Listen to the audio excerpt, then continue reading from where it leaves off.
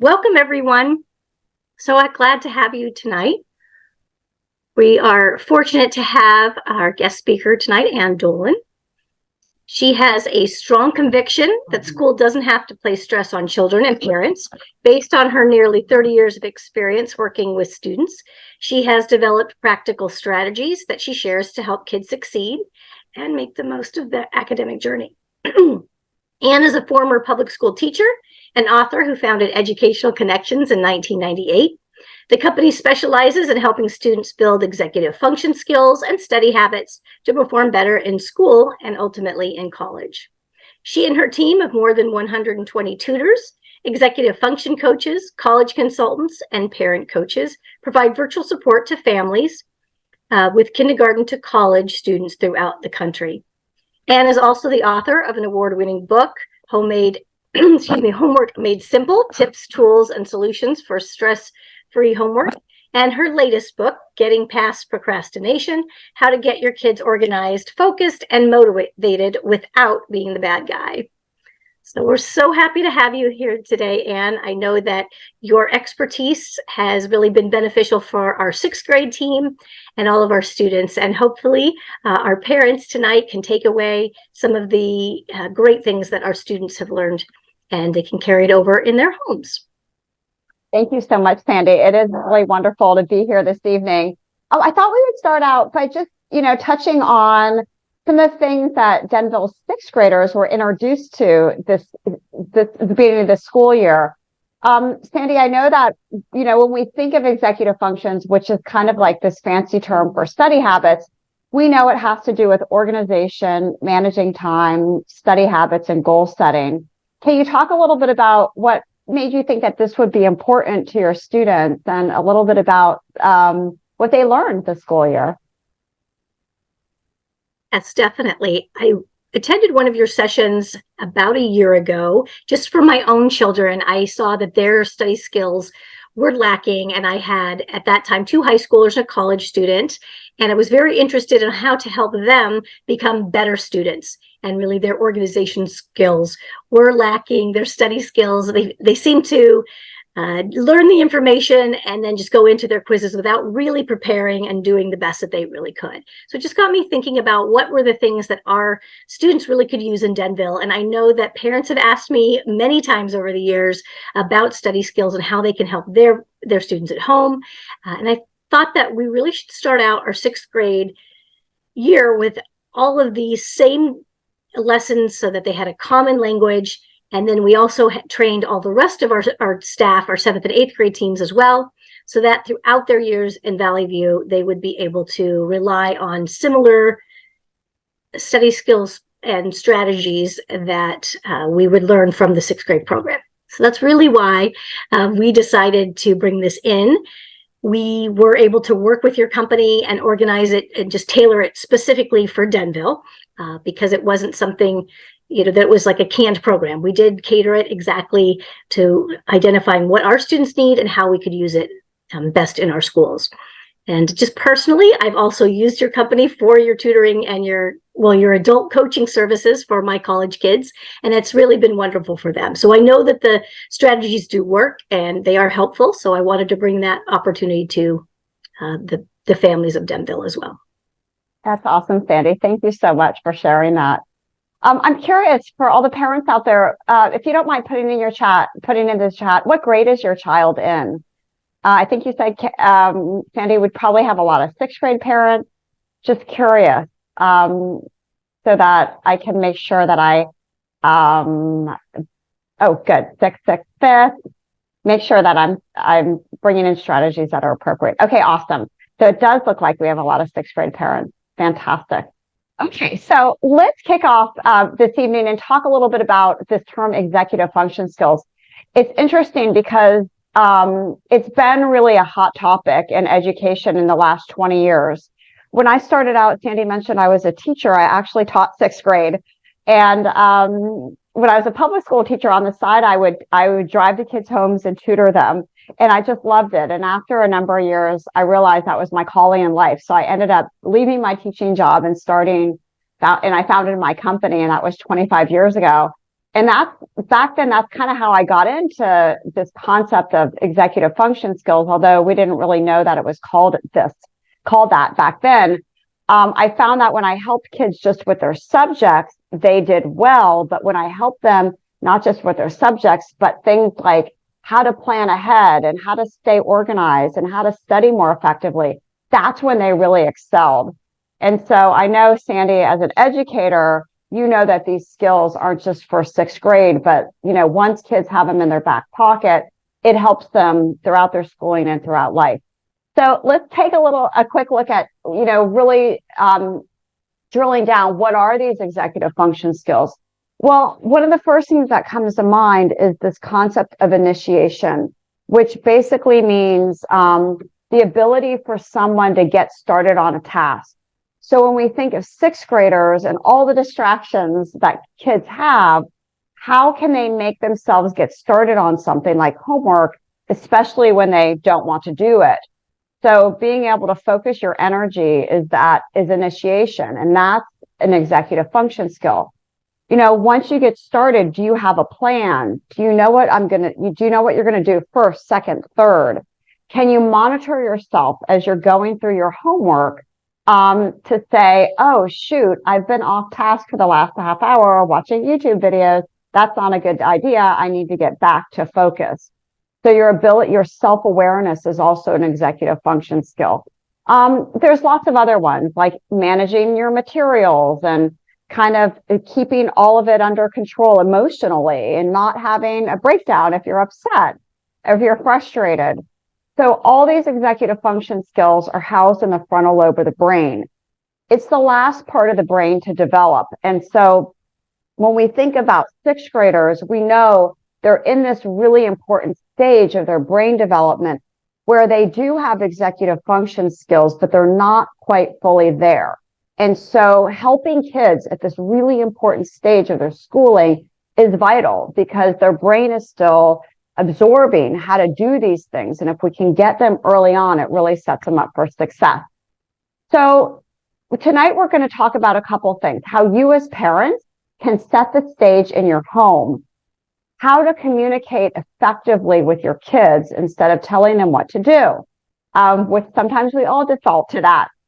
And then I want to share with you some strategies we use to help kids, and you can extrapolate from them for the kids in your home. And then lastly, we'll end on Q&A. So as we go through, if you have a question, throw it in the chat and I'll make sure we address it at the end. As Sandy mentioned, the name of my company is Educational Connections, and we help kids through subject tutoring, executive function coaching, and college admissions. And so when parents call our office, they're in some capacity looking for help for their kids. And it's usually around executive function. And one of the things that parents say all the time is, I'm not sure if my child even really knows how to study. And so I thought I would share with you the two most important study skills, or the two skills that are backed by research that say this is how kids remember and retain the most information to be prepared for a test. There's actually eight research-backed methods, but let me share with you the top two. So the number one, and this one trumps everything else, is a concept called self-testing. We do self-testing when our kids are little and they have to take a spelling test, and we read the spelling words out loud and they write them onto a piece of paper. It's kind of like we're giving them a little test. But as they get older, the expectation isn't that we're like driving everything as parents, but they can do some of these things themselves. So here's how kids can self-test. They can kind of like quiz themselves. If the teacher gives a study guide to kids, the best use of the study guide, which kids will often do, is they'll fill in the study guide. Then to study, they'll read through it a couple times and they will proclaim, I've studied. But that is not the best way to study. The best way to study is to ask yourself the questions. So as a parent, one thing you could do is to make a couple of copies of that study guide. So usually the first one, the student will complete in class. Then the second one, maybe the next night, they do this on their own. not looking at the completed one, and they fill it in the best they can. And when they're super stumped, they can look at the original one and fill in the rest. And then the next night, they do the next one. And the reason this is helpful is it makes your brain work hard by asking yourself those questions. So that's how you can use it with the teacher study guide. But kids can create their own, especially as they get older. So for example, in math, a lot of kids say, I can't even tell you how many kids have said this to me. Oh, Mrs. Dolin, you either know math or you don't. There's nothing you can do about it, which is not true. So you can use the self-testing method. Maybe they have a couple of practice problems in their notes where they have solved how to do these problems. They can make a little test, or you can do it for them. Maybe you write out 3 or 4 problems and they solve them. And they can look back at the original one to see if they're on the right track. That's self-testing. Another way of self-testing is if they have notes or information that they can study from, they can cover up the answer and ask themselves the question. That's number one. And a second one is called distributed practice. And this concept is that, yes, if you have a test on Friday, you can study Thursday night and probably do just fine. You will remember the information in the short term, but will you remember it later on? Maybe not. And here's why. Your brain needs to practice over multiple days to really put it into long-term memory. When you learn something and then you sleep on it and then you learn it again, it helps consolidate the information into long-term memory. So instead of just practicing and studying on Thursday night, what if the student took that 1 hour and maybe did 20 minutes Tuesday, 20 minutes Wednesday, 20 minutes Thursday? They're going to learn it better long-term. So as parents, we can really encourage kids to say, oh, great. Yes, absolutely study the night before. And could you study a little bit the night before that too? That's a form of distributing the time, distributing the practice. So those are top 2 study skills that kids learned about that I want to share with you that you could encourage kids to do at home. All right, so let's talk about the basics when we think of where kids are going to do their work. So setting the stage. Sometimes it's hard to know where kids will do homework or what they're going to do if they get stuck. But there are some simple strategies that can make schoolwork easier for kids. And there are also ways you can outsource it if there's a lot of frustration in your home over schoolwork.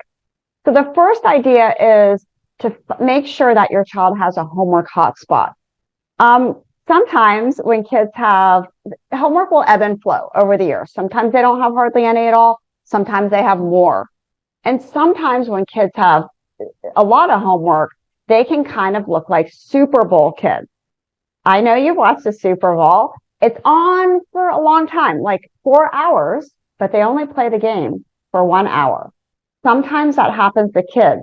They'll be up in their room saying they're doing homework for this really long time, but they don't have a lot to show for it. Has that ever happened in your family? Probably so. I know it's happened with my kids.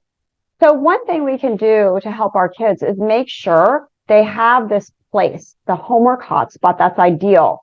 And in 6th grade, it could be their room, but if it's not yet, really I would encourage kids to do homework in another place that's not so distracting. Maybe the dining room table is a good place because it's not right in front of you, but it's also a little bit private, but not too isolated.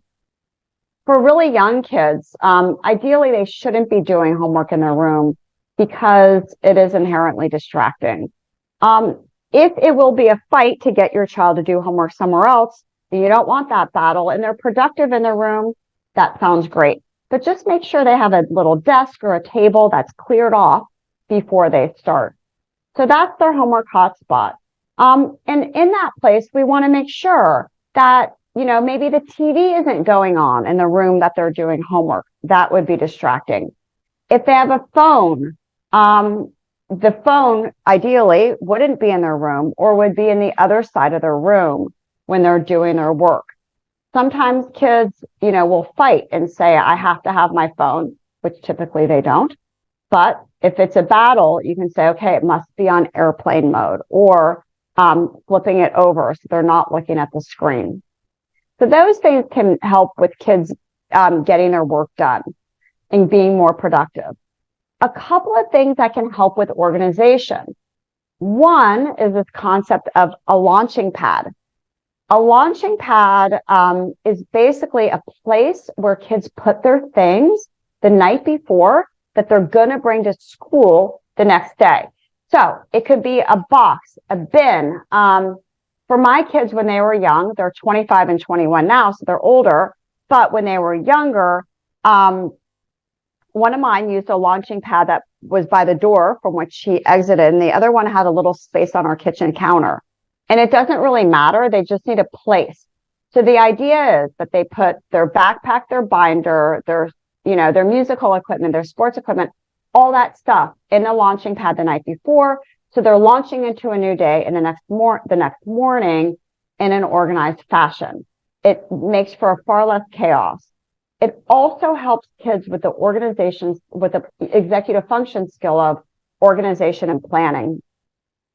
It's funny because I was talking to my older son, the 25-year-old, the other day, and we were talking about just different things from childhood, and he said, Mom, remember when you made us have the launching pad? And I'm like, yeah, of course I remember. And he's like, you know how I fought you on it? And I'm like, yeah, I remember. And he said, that was a really good thing for me. And I said, why? And he said, because you know what I do every night? I said, what? And he said, I get my things ready for the next day. I always make it a point to be prepared for the next morning. And sometimes I'll even just confirm my appointments. And he said, I'm sorry that I always fought you on that, but it really did help me later on. And that's the goal, is to introduce these things so that kids can internalize them later on. We can do the same thing for their digital devices. I tell kids, tuck your devices in, just like you get tucked into bed, or you got tucked into bed when you were little. It keeps devices out of kids' rooms if they have to plug them into their little digital launching pad at night. And it ensures their devices are charged. So they're going to school with everything charged and ready to go. And you're also encouraging the skill of planning ahead with this digital launching pad. We often talk to kids too about things that go together that they need for school. And we call these things best friends. For example, if they bring their Chromebook or their laptop to school, what should accompany that is their assignment notebook. If they have one where they're writing down their assignments, those should always go together. They're best friends. Maybe they bring their phone and their charger. It could be their earbuds in a case, the backpack and the lunch. It kind of depends on their age and what they need. But I like asking kids, okay, you have your laptop, what's its best friend? And that can help kids remember what goes together. So I share this because even though kids learn some of these things in the class that they took, really any reinforcement we can do with kids at home really helps them to use the strategies outside of the classroom too. And we also want to be talking to our kids about things that can help them, even if they sometimes feel resistant to our overtures as parents. So if you want to bring these things up with kids and you want to ask them about some of their habits, you can set up a time to talk with them. We don't want to always talk to our kids when we're upset about something, like a bad grade or a missing assignment. Because kids kind of feed off our energy. If we're upset, they're upset. If we're anxious, they're anxious. And if they're stressed, we're stressed. It kind of works both ways. So oftentimes setting up time to talk to kids about how they're doing or a grade or, anything like that. So I often encourage parents to really do a self-check. Am I in a good mindset to have a productive conversation with my child, especially if it's over something that might be that the child might feel is a little bit negative. When we talk to our kids, we want to really make sure that we're making it as positive as possible, even when we have to ask about something hard. And the reason we want to do this, especially when our kids are in sixth grade, is because we want to maintain positivity with them throughout middle school when things are so hard for them as they get older. Seventh and eighth grade, they're finding their identity. Sometimes they're not feeling so good about themselves. And if we can kind of be their ally and they know that they're not going to be judged and they can come to us, it just makes for a much easier transition through middle school into high school. So I often think, I know as a parent myself, it just feels like when your kids are struggling that you want to ask them why they didn't do something, or why do they have this bad grade, or why didn't they go see their teacher? And it's just easy to go on this trail of, asking them tough questions for them to answer. And it often results in lots of conflict. So let's say that your child is struggling in math, which is common. And let's say you go on the portal and you see that they have a bunch of missing math assignments. You could say something like, hey, how do you already have 3 missing math assignments? It's only October. Or maybe they're not really understanding the math and you told them to go see the teacher and they didn't. You could say, well, if you don't understand how to do these equations or, divide fractions, why didn't you go see your teacher? Like I told you to. And these things kind of put kids on the defensive. Or we can use these 2 magic words, and they are, I've noticed. And by saying I've noticed to your child, you're just observing. You're just saying, oh, I noticed this. You're not passing any judgment. You might say, I've noticed it's hard to stay on top of your math work, which feels a lot more positive to the student than why haven't you turned in all these assignments? Or I've noticed equations are hard. And so when you use I've noticed, you really want to try to follow up with that observation by saying something like, tell me about that. Tell me what's going on. And you really want to step back and be a good listener. Because at this point, when maybe things could be going better, we want to invite the dialogue and we want to earn trust so that kids will come to us, not just when they're struggling with academics, but later on when they have much bigger problems. So we might say something like, oh, tell me more about that. What happened in math? Even if the kid says something like, my teacher is so mean. Everybody failed this test. You could say, oh, tell me more about that. What makes you say that? Or I can tell you feel strongly about this. And that will invite a conversation.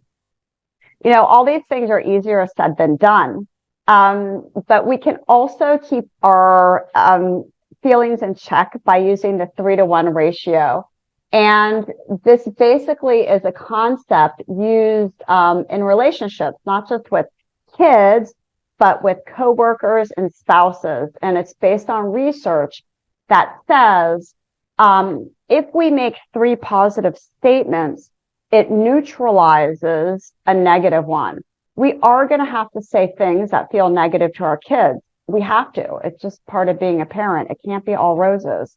However, if we, throughout the day, we keep it positive, it's kind of like putting money into a piggy bank. It's like a deposit into the bank, so that when we have to mention something that's like a little bit harder, it's okay because kids don't feel like they're put on the spot or their back is against the wall.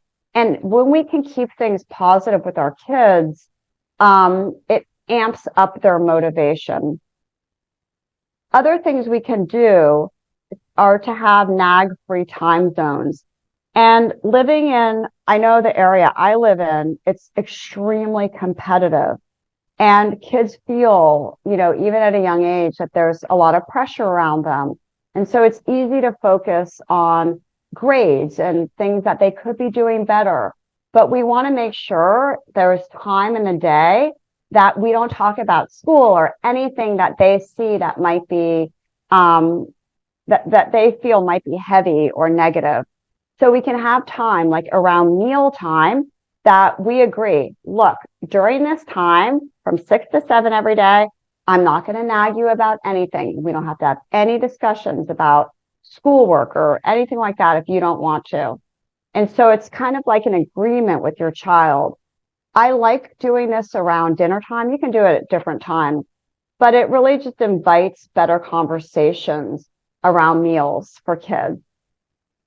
So those are, just some simple ways of keeping it positive in the home.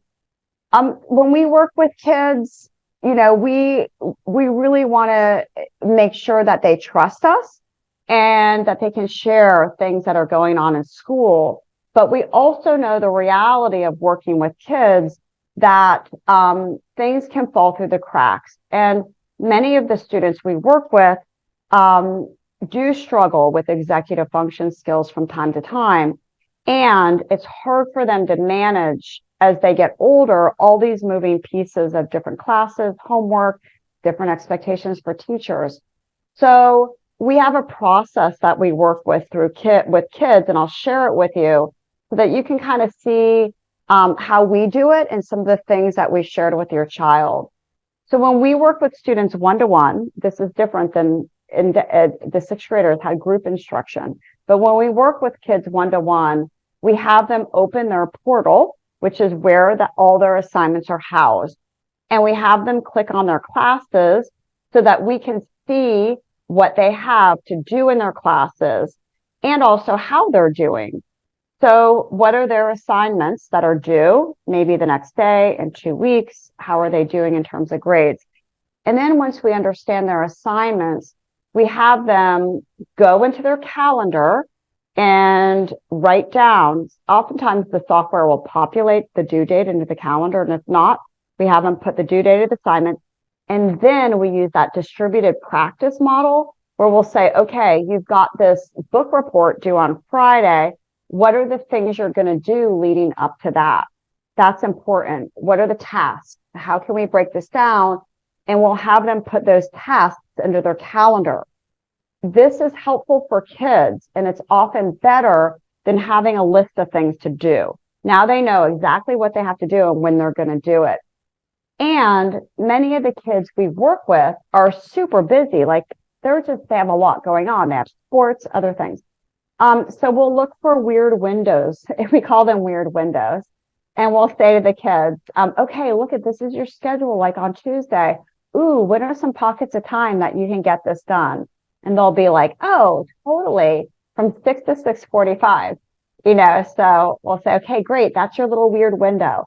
And weird windows aren't just like these, broad swaths of time, but sometimes kids will say, oh, I have a half hour before I get my allergy shot every Tuesday. I could be doing it then, and that's better than what they typically do when they have these smaller pockets of time, which is like scrolling through Instagram. So they're often looking for these pockets of time. We'll help them complete the hardest assignments for them because we want them to feel like they've gotten something done. And then one of my favorite parts of the session is to anticipate obstacles with kids. This is usually where middle schoolers have a hard time because they're actually pretty optimistic and they're not really good judges of time at this age. So they tend to overestimate how much time they have to do something, and they underestimate how much time it's going to take them to get something done. It's really normal at this age. And so we'll say, oh, hey, on Wednesday night, you said you were going to revise this essay or revise this paragraph. What could get in your way of getting done? We hear all kinds of things like, oh, I forgot I have soccer practice that night, or oh, I have my lacrosse banquet, or oh, I'm watching this show on Netflix and it's so good. It's like really hard for me to pull myself away from that. And we'll say, okay, totally get it. What happens when you don't want to do something? What are some ways that you can make yourself get started on something? Going back at that idea of initiation that I talked about in the beginning. And so we'll say, okay, let's figure out some ways to trick your brain. Because It's not your fault if you don't want to do this math homework and you want to scroll through pictures on Instagram or videos on TikTok. That's normal. Your brain naturally gravitates towards things that are easy and passive and give you lots of dopamine hits. And your brain doesn't want to do something that feels hard and arduous. And so like talking to kids about that, they start to realize, oh, yeah, you're right. Okay, what can I do about it? So here's a couple of strategies I'll share with you that we teach the kids. And we say, you got to trick your brain into thinking that this isn't so bad after all, this math. So we might say, what if you use a timer? I think physical timers are super helpful for kids to have in their workspace and their in the place that they're going to do their work. So we'll teach them, set the timer like for a super short period of time, maybe 10 minutes, maybe 15 minutes. For 10 minutes, we call it the tolerable 10. Anybody can tolerate anything for 10 minutes. And we'll say, work as hard as you can, only for 10 minutes. And when the timer goes off, you can take a break if you need to. They don't typically need to take the break, but they do need the timer to help them get started. We also teach kids the Pomodoro method. And this is helpful. This is like the beginning in 6th grade, the beginning of time when they can sustain effort for this long. But the Pomodoro method was based on research from a fellow that in the 80s, he looked at how long can an individual, middle, high schooler, adult, sustain attention when working alone. Is it 10 minutes? Is it 30 minutes? Is it 90 minutes? Like, what is it? And he found that really the limit is 25 minutes. And so we share that with kids. Like, don't expect yourself to sit there for 2 hours. Like those Super Bowl kids. You go up to your room, you think you're going to do all this work. This is why it's hard. You got to break it down, chunk it. So set your timer for 25 minutes. That's it. Put your phone on the other side of the room. Put it in another room, only for 25 minutes. Work as hard as you can. And when the timer goes off, take a break for 5 minutes, right? For 6th graders, they might just be able to do one Pomodoro. Maybe they do a Pomodoro, a break, and another Pomodoro, but that might be their max. What he did, this researcher found out, is that for older students and adults, your brain can only tolerate 4 Pomodoros before you really need to take a long break. So it looks like this: Pomodoro break, Pomodoro break, Pomodoro break, Pomodoro. And so for our youngest learners, we might just start out with 1 or 2. For high school students, they might be able to do a little bit longer. But these are just some ways kids can help themselves and trick their brain. So when we work with students to build executive function skills, and we work with students to internalize these, not just to learn them once, but keep going, it takes a lot of repetition. It's not just like they can roll up, learn it one time, and then they know it for the rest of their lives. You have to practice it over time. It needs to be consistent. It needs to be over duration, and they need a little bit of accountability. So it could be from a parent. It could be from an executive function coach. It could be that the teacher circles back and asks about this again. But executive function skills are worth building. We often forget them because we think like it's all about grades, and it is about grades. But if we couple grades with teaching these skills, which I really have to commend Sandy and Denville for taking this on, because most school districts don't think of that. They think of, how can I get kids to meet the standardized testing score? But I'm telling you, these skills are things that carry kids, much longer than that. So if we can help you in my practice, we're happy to have a conversation with you. And you can scan this QR code. It will take you to our calendar. And Kathy, Jennifer, and Ann Stewart all talk to parents about these things. And we're happy to talk to you about the needs of your child, too, if you think it would be appropriate. All right, Sandy, I thought that we could go to Q&A. And I wanted to start out with you and see if you have any questions or thoughts before we turn it over to parents. I just wanted to see, if you wanted to highlight a couple of the lessons that our students did Like, I'm not Sure. sure, like, how did we talk about in class, or you can share because I was there, but how did we talk in class about setting aside time for like their study space and their, the amount of time they should set aside?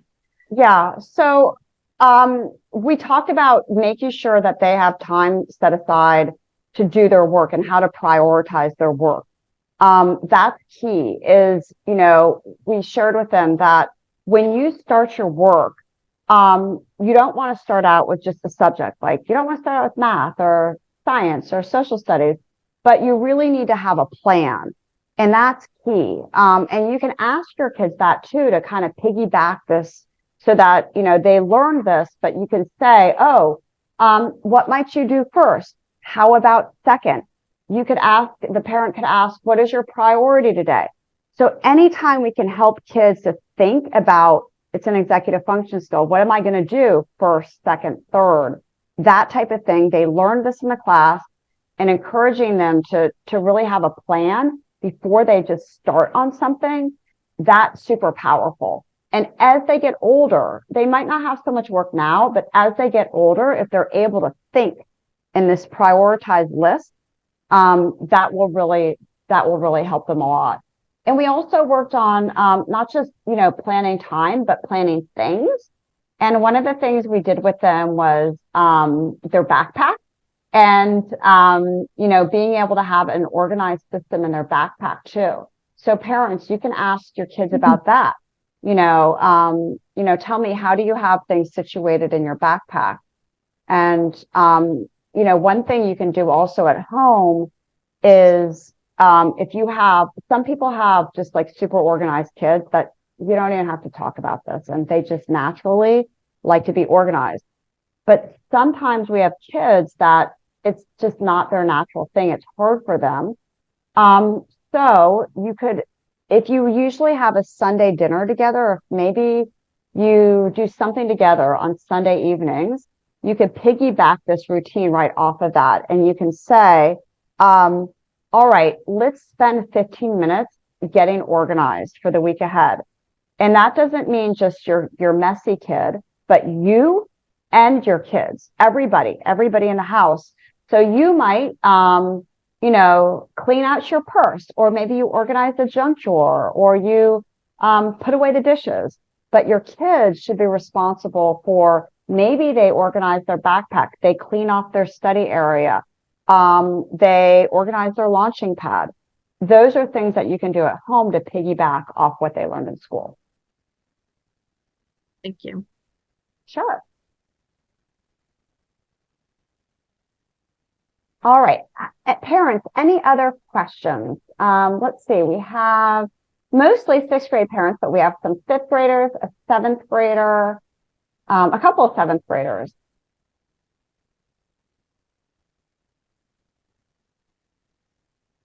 Anything that's on your mind that I can help to answer? So Sandy, do you have any other questions?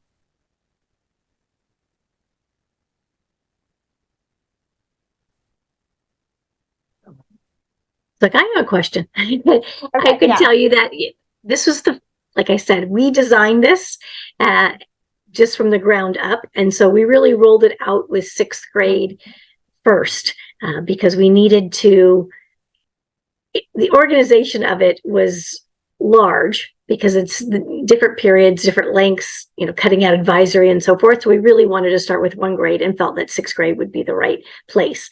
But then we did provide on Monday, this past Monday, professional development to all of the teachers so that everybody is using those lessons in the classes, whether they're seventh or eighth grade too. It's just that the 14-day set aside was just with the sixth grade. And then, in a couple of years, every grade will have had that. But for now, the seventh and eighth graders are getting those instructional strategies and lessons through their seventh and eighth grade teachers. That's awesome. That's really wonderful, because you're right. That's where the magic happens, is, not just like kids learning it over a short burst of time, but the teacher, reinforcing those skills and reinforced at home too. When the teachers do this over time, it's just as powerful as having it for that short burst at the beginning of the year, probably even more powerful, because kids will, they need that repetition throughout the year. So I love that the teachers were in on it too at the upper grades. The question was which teachers. All of the teachers participated except for a few that were in outside workshops. Like our physical education teachers were not there. They happened to be at an outside workshop, and our art teacher was also not there, but everyone else was involved. Because I know during our 14-day session, there's like a lesson on how do you study in math and how do you study in social studies, how do you study through science, and so forth. So there was different types of class. Valerie asked, are paper agendas encouraged still, or is there an alternative? I have a hard time getting my sixth grader to write down their work, and it's very frustrating. Sandy, do you want to answer that one? Well, the two things, I mean, yes, we do encourage them to use the agenda, the paper agendas. We do have those. Each of the students have them. And we also are fortunate to have Google Classroom. I find that as a parent I wish I had my kids in college had it, because it was so helpful to have one place to be able to go and have them start that daily plan, right? So because all of the assignments are in one location. But they are encouraged at the beginning, to start the class with putting down the information in their planner. Does your Google Classroom populate to a calendar? I'm not positive about that. I don't know if that's by teacher or for the whole school, because I don't know that, to be honest. Okay, just curious. No, I'm not quite at that granular level. Yeah, it's okay. I certainly can find out. Yeah. That would be a really good thing. Yeah. I know the high school, they definitely do. Like my high schooler, that's true. But I would have to check and see if that's true. Yeah. That would be very helpful. Valerie, I can just speak from experience and working with lots of kids at this age with the paper planner. And some kids are so resistant because they don't really have a pain point, and that like they think the way that they do it, sometimes they'll say, oh, I can remember everything, which sometimes they can, but sometimes they can't. But sometimes they kind of have their own system where they can go to Google Classroom and they're able to see, because it's pretty, like Sandy said, it's very explanatory. So they know, our kids are smart. They know where to go for everything. They know where to find it. And they see writing it down in an assignment notebook as like an extra added step that is not super helpful. So if your child is generally doing most of the work and they're really pushing back hard on you, and you've tried over time to get them to write it down, it may be hard to get them to do it because they don't necessarily have a pain point. I've found in my work with lots of kids is if they really push back hard on me, that even if I get them to do it with me, they don't do it outside of the time with me. And so it's not ultimately very beneficial. So I just encourage them, whatever your way is, I want to see that it works for you. And could we fine tune the way that you're doing it? So that might be another way of thinking of it. I've also found when students pick out their own agenda, even though we have some, that has been helpful. Like if you go for when the years that my own children didn't have an agenda, going and getting the joy of touching all the agendas and picking out the agendas, and then gravitating to one particular type of agenda that they, do they like it as a month, or do they like it as a week, or do they like bigger boxes or smaller boxes? They seem to find joy with the picking out, the selecting of the agenda. That is true. That's a good point. Okay, Shannon asked, she said, my daughter has ADHD and struggles with her short-term memory. I see how hard executive function is for her, and she has a tough time organizing anything. Do you have books or guides that you recommend? So there's a number of good books. If it's for the parent, there's a couple of good books, Late Lost and Unprepared, Smart But Scattered. Those are two that come to mind, that they're more for parents, like what you can do at home. There's a workbook companion to it's called Learning to Learn. And we used to use that. I'll share with you my experience around using books to teach kids without really the interaction. I used to run study skills classes where I used books. So like I would teach the skill and then the kids would write it down. It was kind of like a math textbook. And I found that it just didn't help them as much as when we practiced it and did it together. And so I'm wondering if maybe the idea of the organization may be better if it's through things like that are practical for her, like using the launching pad, the idea of the Sunday session where you're planning ahead for the week. The other things that I've found helpful, we have this on our website, and Melissa might be able to put in the link.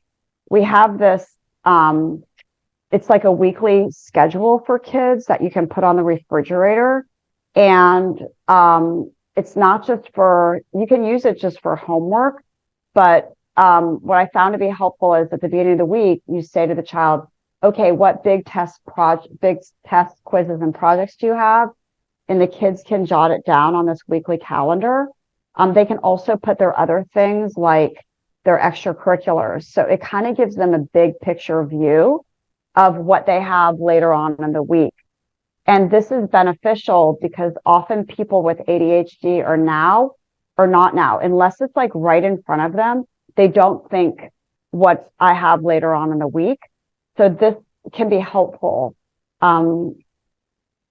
Melissa, I think, oh yeah. So that might just be something that's helpful. So I would tend to try, instead of a book, more practical things that you can do at home that are consistent. Like we do the launching pad every day, or we do the calendar thing every Sunday. Those types of things I think might be a little bit better than a book.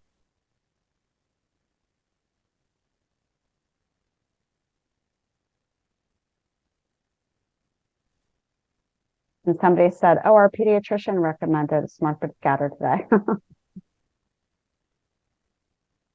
Oh, and thank you, Melissa. So we have a bunch of resources that you might find helpful on our website, and it's they're all in one place, and it's ectutoring.com/BTS, and BTS stands for Back to School /2023.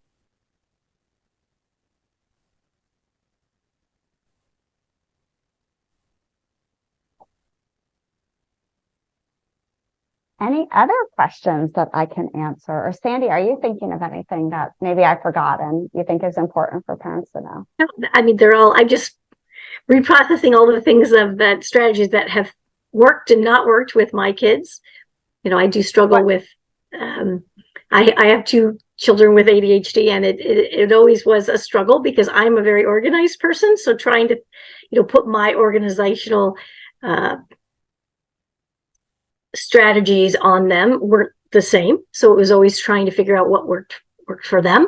And I can tell you that for the checklists, I actually went to like Vistaprint and printed out like the daily checklist. And it was a joy for them to go through and cross them off because it felt like things were getting done.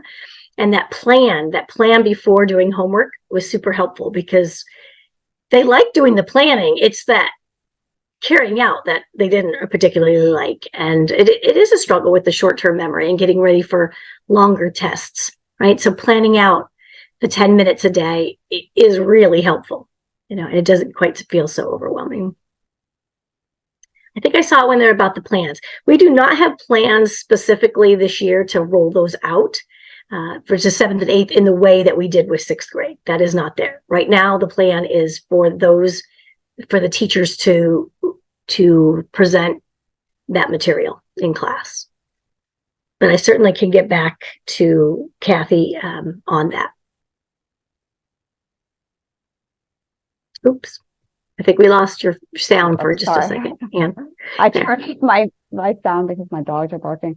From our end of things, it was so much work and Sandy was like with us every step of the way. Like, you were just tremendous. It was so much work because we created the curriculum from scratch, and I think, in the future, we could probably add more grades, but even just getting 6th grade off the ground I'm not sure if we could have handled even more than that. So it was not just like the content, but also the logistics behind the kids' schedules and all that. And then we did so we were just talking, Valerie, before this. And Sandy, if you want to talk about what the kids did get, and then what you were thinking for next year, what we learned from this and what you might do differently. I mean, we met on Monday and went over what can we do differently for next year, just debriefed. But some of the things we thought about, we started right away because we wanted them to have the skills from day one, but we realized that they didn't have a lot of assignments yet. So they couldn't transfer immediately to the assignment. We do have a little reflection we're going to be doing next week where we're going to ask the students which strategy they've tried out and how that was working for them, because we want to keep those strategies in their mind. But that's one thing, maybe starting a couple of weeks later, once they actually have some math and language arts assignments that they could use and use their own work and apply that strategy. So that was one thing in particular that we thought of. And I think that you mentioned that the kids got some worksheets or they got some handouts, but maybe in the future we might make a book for them, and we can definitely do that. We didn't think of that either. Yeah, we had each day the students received, they had activities that they did, and they also had some worksheets and some resource sheets. So we have a whole stack of all of the assignments for the 14 days, but I think next year we'll have them pre-printed so that we can hand each student a book, and then they have that resource and they can take it home and their parents can see the activities as well. It's a good resource. Yeah. Great. I think those are all the questions we have. Sandy, thank you. I really, and I hear what Lauren said. Thanks for focusing on executive function skills, because that's the key to studying and successful learning. And over the years, I've worked with lots of schools that have me come in and do things for their parents, but never has one school district said, I want to do this for our students too. And not just like a 1 hour thing, but I want to commit to this over a period of time. And so you guys are on the cutting edge of, bringing this directly to students. And that's awesome. And thank you for allowing us to be part of your program. Well, we're going to continue, and next year we'll be reinforcing with 7th grade and adding with 6th grade. So, and maybe we'll even bring some of these down to 5th grade. So it will just grow from here, I think. So thank you for all of your work, you and your team. And I'm so appreciative. Thank you, parents, for signing on tonight. It really says a lot about you that you're willing to take an hour out and really help your children, because it does make a huge difference. So thank you for partnering with us. Have a great night, and thank you again, Anne. I really appreciate the evening. Thanks, Sandy. Have a great evening, everybody. Take care. Bye-bye.